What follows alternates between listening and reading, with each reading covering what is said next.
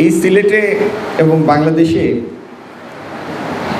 মাদক এখন একটা সামাজিক অর্ডারের জন্য, সামাজিক শৃঙ্খলার বিরুদ্ধে একটা বড় চ্যালেঞ্জ হয়ে দাঁড়িয়েছে মাদকের প্রসার।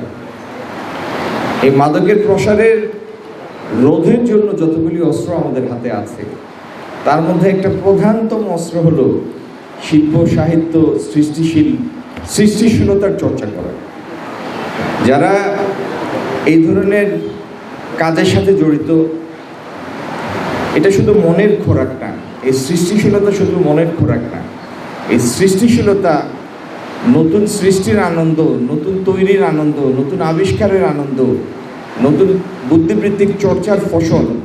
এগুলি মানুষের চিন্তা শক্তিকে একটা ভিন্ন উচ্চতায় নিয়ে যায়, অন্য একটি স্তরে নিয়ে যায়, যেটির ভালো প্রভাব সমাজের প্রতিটা স্তরে ছড়িয়ে পড়ে, স্তরে স্তরে ছড়িয়ে পড়ে।